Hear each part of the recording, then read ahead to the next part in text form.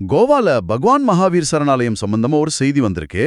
ஆமா, கோவா மாநிலத்தோட கிழக்கு எல்லையில மொள்ளம்ங்கிற கிராமத்துக்கு பக்கத்துல இருக்கு இந்த பகவான் மகாவீர் வனவிலங்கு சரணாலயம் மற்றும் தேசிய பூங்கா. இது ரொம்ப பழமையான ஒரு பகுதி. இதுக்குள்ளதான் தூத்சாகர் நீர்வீழ்ச்சி இருக்கா?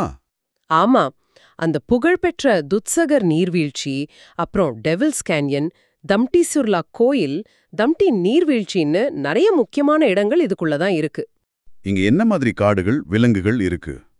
இங்கே மேற்கு கடற்கரை வெப்பமண்டல பசுமை மரக்காடுகள், அரை பசுமை மரக்காடுகள், ஈரமான இலையுதிர் காடுகள்னு பல வகை காடுகள் இருக்கு. தேக்கு, மூங்கில், முந்திரி, யூக்கலிப்டஸ் மரங்கள் நிறைய பார்க்கலாம். விலங்குகள்? சிறுத்தைகள், யானைகள், பலவிதமான மான்கள், இந்திய காட்டெருமை கார், இதுக்கெல்லாம் இது பெயர் போனது. ஆனா இதோட ஹைலைட் வந்து ராஜநாகம், கிங் கோப்ரா, இங்க அதிகமா காணப்படுதுன்னு சொல்றாங்க.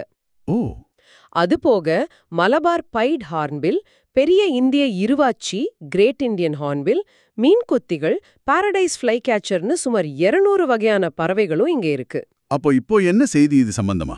செய்தி என்னன்னா, இந்த சரணாலயத்துக்கு உள்ள இருக்கிற காலம் ரயில் நிலையத்துல இரும்பு தாதுவை கையாள்றதுக்கு அனுமதிக்கலாமான்னு ஒரு முன்மொழிவு வந்திருக்கு.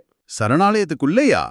ஆமா, அத வந்து கோவா மாநில வனவிலங்கு வாரியம் தேசிய வனவிலங்கு வாரியத்தோட பரிசீலனைக்கு அனுப்பலான்னு பரிந்துரை செஞ்சிருக்காங்க. இது ஒரு பெரிய விவாதத்துக்குரிய விஷயமாச்சே. கண்டிப்பா, ஒரு பாதுகாக்கப்பட்ட வனப்பகுதிக்குள்ள இது மாதிரி ஒரு தொழில்துறை சார்ந்த நடவடிக்கைகளை அனுமதிக்கலாமா கூடாதாம்ங்கிறது ரொம்ப முக்கியமான கேள்வி.